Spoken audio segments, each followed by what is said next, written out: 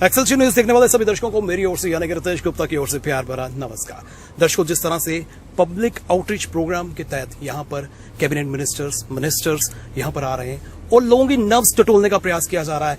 जम्मू की बात करें, कश्मीर की बात करें, यहाँ के लोगों को बेटरमेंट अपग्रेडमेंट करने के लिए प्रयास किए जा रहे हैं। प्रधानमंत्री नरेंद्र मोदी की बात करें, उन्होंने सभी मिनिस्टर्स को इंस्ट्रक्शंस दिए कि जम्मू कश्मीर जब से 370 यहां से निरस्त हुआ है, यहां के लोगों की जो प्रॉब्लम्स हैं उसका हल निकालने का प्रयास किया जाए।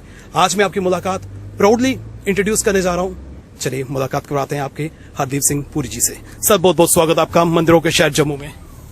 बहुत बहुत धन्यवाद।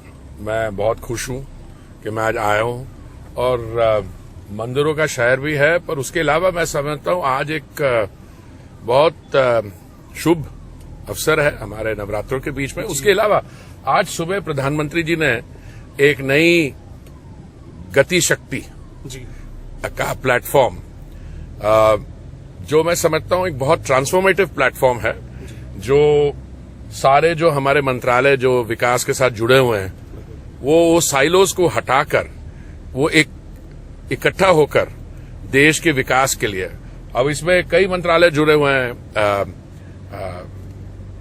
रेलवे, ठीक है, पोर्ट्स, अर्बन, पेट्रोलियम। अक्सर होता क्या था पहले कि हर एक सरकार का जो डिपार्टमेंट है वो अपने विकास के प्लान्स बनाते थे, ठीक है, और उनको इम्प्लीमेंट करते थे। तो कभी क्या होता था कि सड़क बन गई, पर सड़क के साथ वो अगर गैस पाइपलाइन बनानी होगी तो गैस पाइपलाइन की व्यवस्था ही नहीं की होती। तो अभी सब प्लान करके एक पोर्टल पे आएंगे सब लोग। और दूसरा, प्रधानमंत्री जी ने जो हमारी केंद्र सरकार की तरफ से राज्य की जो सरकारें हैं उनको भी निमंत्रण किया। इस वक्त सभी मिनिस्टर जम्मू कश्मीर में आ रहे हैं और पर्टिकुलर कश्मीर की मैं बात करूं तो यहाँ पर टारगेट किलिंग और खासकर माइनॉरिटीज को लेकर जो है टारगेट किया जा रहा है। सिख कम्युनिटी की पर्टिकुलर बात करूं तो सिक्योरिटी पॉइंट ऑफ व्यू से किस तरह की सिक्योरिटी हम प्रोवाइड कर सकते हैं? देखिए, सिक्योरिटी के लिए तो केंद्रीय सरकार की कमिटमेंट टोटल है, इस पे आप चलिए। पर हमारी सोसाइटी में जो लोग मिसगाइडेड हैं, मैं उन पर लेबल नहीं लगा रहा, मिसगाइडेड है, वो जब देखते हैं कि विकास का जो कार्य है गति से आगे बढ़ रहा है और जब वो देखते हैं कि स्टेबिलिटी आ गई है। देखिए, पहले क्या क्या नहीं होता था यहाँ, अब मैं उसको नहीं करना, मैं तो रहा हुआ हूँ जिनीवा और न्यूयॉर्क में, मैं राजदूत भी था। तो वो लोग क्या करते थे कि एंड टाइम पे कभी कुछ शुरू हो गया, कभी पथराव शुरू हो गया। अब इम्प्रूवमेंट तो आई है, अब थोड़ी सी अगर कोई कसर है, कोई मिसगाइड करके मिसक्रिएंट्स को हैं, वो एक लॉ एंड ऑर्डर प्रॉब्लम है, वो भी होगा और बाकी चीजें भी देखेंगे। स्मार्ट सिटी की पर्टिकुलर बात करते हैं, जम्मू को स्मार्ट सिटी बनते कितना समय लगेगा? देखिए, मैं एग्जैक्टली 100 सिटीज अनाउंस हुई थी, इनका समय अलग अलग है। अब जैसे 2015 जून में ये स्कीम अनाउंस हुई, कुछ सिटीज तो 2016 जनवरी में हो गई है। अक्सर एक सिटी को अनाउंसमेंट के बाद 5 साल लगते हैं। तो मैं आपको इस समय तो मेरे पास नहीं है डिटेल, मैंने कल अगर बात करी मैं बता दूंगा। और कुछ सिटीज तो 2018-19 में अनाउंस हुई हैं, तो उस पर वो डिपेंड करता है कि कब वो अनाउंस हुई और उसके बाद कैसा वो लगेगा। आपके पास पेट्रोलियम विभाग है, तो पेट्रोल जो है इस समय उसके दाम आसमान को छू रहे हैं। आसमान के छूने की बात नहीं है। मैं आपको बता रहा था कि जब हम पेट्रोल या डीजल के दाम की बात करते हैं तो ये याद रखना चाहिए कि 2010 में कांग्रेस की जो सरकार थी केंद्र में, उन्होंने डीजल और उन्होंने पेट्रोल प्राइसेस को डीरेगुलेट किया और 2014 में डीजल के भी दाम डीरेगुलेट हो गए। डीरेगुलेशन का मतलब ये है कि जो अंतर्राष्ट्रीय प्राइस होगा, जो ओपेक प्लस वो करेंगे, वो ही यहां पे रिफ्लेक्ट होगा। हमारी जो एनर्जी रिक्वायरमेंट्स है, लिक्विड हाइड्रोकार्बन्स की, गैस की, 85% जो है वो इंपोर्ट्स पे डिपेंडेंट है, निर्भरित है। अब उस समय दाम कम रखने के लिए इन्होंने 1,40,000 करोड़ के ऑयल बॉन्ड्स फ्लोट कर दिए, और ऑयल बॉन्ड्स फ्लोट कर में उसका 15 साल की मैच्योरिटी थी उन ऑयल बॉन्ड्स की। मान लीजिए अगर 2005 में किया तो 2020 से हमें 20,000 करोड़ साल का ये लौटाना पड़ रहा है। अब प्रॉब्लम उनकी क्रिएट की हुई है, भुगतना हमें पड़ रहा है। अगर हम इसको उसी गैर जिम्मेवारी के तरीके से देखें, हम भी ऑयल बॉन्ड फ्लोट कर लेते हैं, थोड़ा सा पेट्रोल दाम सस्ता कर देते हैं और आपके बच्चे और उनके बच्चे जो आगे आएंगे वो भुगतेंगे इसको। दूसरी बात यह है कि केंद्रीय सरकार 1 लीटर पेट्रोल पे सिर्फ 32 रुपए चार्ज करती है। उस 32 रुपए में से अब 100 करोड़ टीका वैक्सीन डोजेज होंगे डिस्ट्रीब्यूट, उसमें से आप प्रधानमंत्री आवास योजना करते हैं, उसमें से आप शौचालय बनाते हैं, उसमें से आप उज्ज्वला के वो सिलेंडर बांटते हैं गरीब लोगों को जो नीडी हैं। और स्टेट गवर्नमेंट जो हैं वो एक एड वैलोरम रेट चार्ज करती है। एड वैलोरम रेट क्या मतलब है, कहीं किसी का 49%, 59%। सो अगर मान लीजिए पेट्रोल का इंटरनेशनल प्राइस 20 रुपए पर बैरल है तो वो 49% उसका ले लेगा, ठीक है। और उसका $20 से अगर $100 बढ़ता है तब भी उसका 49 ले लेगा। तो अभी पीछे केरला की हाईकोर्ट ने ये वित्त मंत्रालय को ये आदेश दिया कि जीएसटी काउंसिल में ये बात उठानी चाहिए और देखना चाहिए कि अगर ये पेट्रोल और डीजल को जीएसटी में ना, तो मैं आपको दावे से कहता हूं एक भी स्टेट गवर्नमेंट मानने को तैयार नहीं है। तो इसलिए आगे चल के हमारी तरफ से पूरी कोशिश रहेगी। तो एक्साइज ड्यूटी कम कर सकते हैं, कुछ ऐसा प्रावधान? एक्साइज ड्यूटी 32 रुपए पर लीटर लेते हो, उसमें से मुफ्त वो आती है ना, कुछ और चीज कम हो जाएगी फिर। तो देखिए ऐसा इसलिए हल निकालना होगा। एक्साइज ड्यूटी कम करने का और स्टेट्स नहीं मानेगा तो फायदा ही नहीं है, फायदा ही नहीं है। एक्साइज ड्यूटी तो बहुत छोटी है उसमें ना, 32 रुपए लीटर है और वहां पे वो परसेंटेज लेते हैं। अब पीछे मैं वेस्ट बंगाल में था, भवानीपुर में कैंपेन कर रहा था, वो कह रहे जी 100 रुपए से ऊपर हो गया। मैंने कहा जी वेस्ट बंगाल सरकार ने जुलाई से लेके अब तक 3 रुपए पर लीटर बढ़ाया, अगर उसको कम कर दें तो 100 से नीचे आ जाएगा। देखिए इसमें पॉलिटिकल चर्चा ज्यादा हो रही है क्योंकि जिसको अफेक्ट करता है वो उनके लिए कोई हल ढूंढना एक बात है, पर इसमें वो राजनीतिक इनके पास मुद्दे और कुछ नहीं है तो वही शुरू हो जाते हैं। एलपीजी गैस के दाम भी बढ़ रहे हैं, वो भी कम नहीं हो रहे हैं। वो भी इंटरनेशनल प्राइस की बात है वो भी, पर आप उसकी क्यों नहीं बात करते? हमने 9 करोड़ जो मुफ्त दे दिए उज्ज्वला में, वो भी देखिए।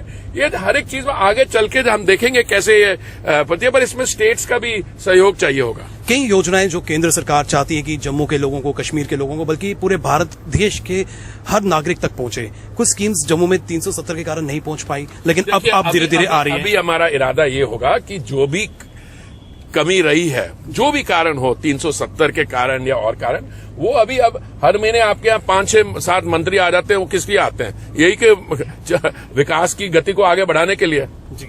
तो कौन कौन सी स्कीम जो है आने वाले समय में हमें और मिल सकती है जम्मू कश्मीर के लिए खासकर? ये सारी स्कीम्स ऑपरेशनल है, इनको इम्प्लीमेंट करना है। अभी मैं आपकी जो स्पेशल पर्पस व्हीकल जो स्मार्ट सिटी की सीईओ, उनसे बात कर रहा था, उनसे पूछ रहा था कितने प्रोजेक्ट हो गए। कल हम रिव्यू करेंगे इन प्रोजेक्ट्स को यहाँ की सरकार के साथ और अधिकारियों के साथ, और वहां से अगर मुझे लगा कि कहीं कोई जो रफ्तार है वो थोड़ी बढ़ाने की जरूरत है तो जरूर हम कदम उठाएंगे। डेवलपमेंट निसंदेह यहाँ पर जमीन पे देखने को मिल रही है। और जन आधार की बात करें तो जन आधार भी बीजेपी का दिन प्रतिदिन बढ़ता जा रहा है। जम्मू कश्मीर से नेशनल कॉन्फ्रेंस के प्रांतीय अध्यक्ष जो है बीजेपी में शामिल हुए हैं, देवेंद्र सिंह राणा। तो हम उम्मीद कर सकते हैं कि आने वाले समय में जो है वो मुख्यमंत्री चेहरा हो सकते हैं। देखिए मैं तो बड़ा खुश था कि उस दिन जब उनकी भारतीय जनता पार्टी में उनकी वो जो उनका स्वागत हुआ तो मैं भी था, मौजूद था। मैं उनको बड़े साल से जानता हूं। उनके भाई साहब जो हैं डॉक्टर जितेंद्र सिंह, उनको बड़े अच्छी तरह जानता हूं। मैं उनको पूरी शुभकामनाएं देता हूं। और भी जो लोग आए उस दिन जो आए और भी लोग आए, उन सबका हम स्वागत करते हैं। डेवलपमेंट की पर्टिकुलर बात करें, जिस तरह से जम्मू की पहचान तवी नदी से भी है और तवी नदी को लेकर भी यहाँ पर कई प्रोजेक्ट्स की बात चल रही थी। हाल ही में जो है साबरमती की तर्ज पर जो है तवी फ्रंट, वो तो बहुत मैं समझता हूँ एक जरूरी और बहुत अच्छा प्रोजेक्ट होगा। मैं अभी इनसे बात भी कर रहा था। मैं कल थोड़ी सी उसकी प्रोग्रेस रिव्यू करके आपसे बात करूँ। बिल्कुल प्लानिंग के तहत जो है सारे प्रोग्राम किए जा रहे हैं। सर, मैं आपसे ये भी जानना चाहता हूँ कि जिस तरह से जम्मू की बात करें तो जम्मू खूबसूरत तो है, मेट्रो सर्विसेज की जिसका यहाँ पर एलजी साहब ने अनाउंसमेंट भी की थी, तो क्या लगता है कि उस वर्क में कितनी प्रोग्रेस हुई है? क्या मेट्रो सर्विसेज यहाँ पर जल्द शुरू हो सकती है? देखिए, सारी मेट्रो सर्विसेज जो हैं हमारी, जो केंद्रीय योजनाएं हैं जिसको आप कहते हो, वो देश भर में अवेलेबल है। कई ऐसी स्टेट्स हैं जहां पे राजनीतिक कार्यों के राजनीतिक कारण है उसमें, अब मैं कौन होता हूं उस पर टिप्पणी देना। अब जब मैं बताता हूं स्वच्छ भारत, जब प्रधानमंत्री जी ने इसके बारे घोषणा की 15 अगस्त 2014 में, उन्होंने कहा कि हम चाहते हैं कि जब हम सेलिब्रेट करेंगे महात्मा गांधी की 150th बर्थ एनिवर्सरी 2 अक्टूबर 2019, तब देश को ओपन डेफिकेशन फ्री हो जाना चाहिए। तो 2 अक्टूबर 2019 को क्या हुआ, सारा देश तो हो गया ओपन डेफिकेशन फ्री, एक स्टेट वेस्ट बंगाल रह गई। क्यों रही? अब उसके कई कारण, अभी भी नहीं है। एक वहां पे डिस्ट्रिक्ट ऑफ पुरुलिया, वो अभी भी नहीं ओडीएफ हुआ। अब प्रधानमंत्री जी ने एक योजना के बारे अनाउंसमेंट की, आयुष्मान भारत, जिसके तहत हर एक परिवार को 1 वर्ष 5 लाख रुपए तक की सुविधा दी जा सकती है इलाज करवाने के लिए, हॉस्पिटलाइजेशन के लिए, ऑपरेशन के लिए, एक्सेट्रा। कई स्टेट्स ने वो जारी नहीं की। वो ये अच्छी बातें करते नहीं, हमारी अपनी योजना। अरे भाई, अपनी योजना रख लो, इसको भी रखना, अगर आप लोगों का वाकई में ही भला चाहते हो। तो केंद्र की सब योजनाएं अवेलेबल है। प्रॉब्लम क्या हो रही थी 370 धारा 370 के से पहले, जो मुझे लगता है कि आप एक स्पेशल डिस्पेंसेशन आपने बनाया। स्पेशल डिस्पेंसेशन का उस समय की बात करता हूं मैं, जो कंस्टिट्यूएंट असेंबली, उसका ऑब्जेक्टिव तब भी था कि ये क्योंकि कुछ स्पेशल हालात है, इसको टेम्पररीली रखना, उसको परमानेंट बना के आपने कि एक ऐसा एटमॉस्फेयर क्रिएट किया कि विकास हो ही नहीं पाता। वो जो बेनिफिट्स ऑफ डेवलपमेंट है वो लोगों तक पहुंच नहीं पाते। अब मैं आपको छोटा सा उदाहरण देता हूं, जम्मू कश्मीर से निकल के, हमारे यहां कई सालों से केंद्र की तरफ से लुक ईस्ट पॉलिसी चल रही है। लुक ईस्ट पॉलिसी का मतलब ये था कि हमारे जो नॉर्थ ईस्टर्न स्टेट्स हैं, असम, मेघालय, सब, कि उन पे हम थोड़ा ज्यादा सोच विचार करें। प्रधानमंत्री जी ने आके लुक ईस्ट से कह रहा है एक्ट ईस्ट कर दो।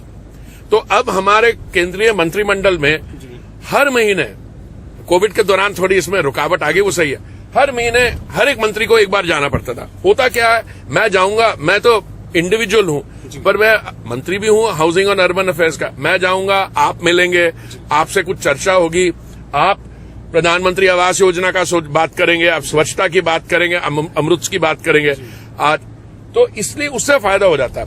तो मुझे बड़ी खुशी है कि पिछले कुछ दिनों में हमारी तरफ से कई मंत्री यहां आए, और मुझे तो खुशी है, वो तो ज्यादा देर भी रहे। अगर मेरे पास अगर दिल्ली में और प्रेसिंग, मैं भी 2-3 दिन और रहता। पर मैं समझता हूं आज आके एक तो पर्सनली हैंड्स ऑन जैसे एक्सपीरियंस होता है। दिल्ली में बैठ के कुछ होता है। मेरी मनोज सिन्हा जी से बात होती रहती थी, पीछे भी दिल्ली आए थे, मेरे साथ उन्होंने समय स्पेंड किया, आज भी फोन में 2 बार बात हुई। पर आके लोगों से मिलना, पार्टी वाले लोगों से मिलना, अब मेयर साहिबान हैं, ये तो लखनऊ भी आए थे, उनसे वहां मिला था, बाकी उनसे मिलने का ये बहुत फायदा होता है कि जो आपका प्रोफेशनल कार्य है और आपकी जो व्यक्तिगत जो ह्यूमन कांटेक्ट है, वो दोनों में मेल हो जाता है। जम्मू के लोगों को क्या संदेश देना चाहते हैं? मैं संदेश यही देना चाहता हूं कि केंद्रीय सरकार इन जनरल और मोदी जी की सरकार इन पर्टिकुलर बिल्कुल आपके विकास के लिए कमिटेड है, और जो काम हो रहा है उससे आगे जो और भी करना होगा, हम आपके साथ हैं। बहुत बहुत शुक्रिया। जी दर्शकों, जम्मू कश्मीर के साथ जो है केंद्र सरकार है, और इसीलिए हम देख रहे हैं कि रोजाना यहां पर केंद्रीय मंत्रियों का दौरा देखने को मिल रहा है, और केंद्रीय मंत्री जब भी यहां पर आते हैं तो वो विकास के जो है यहां पर वादे करते हैं, और उनको अमली जामा पहनाने का भी पूरा प्रयास जो है आने वाले समय में यहां पर किया जाएगा। इसी के साथ हमारी पूरी टीम को दीजिए इजाजत, फिर मिलेंगे, नमस्कार।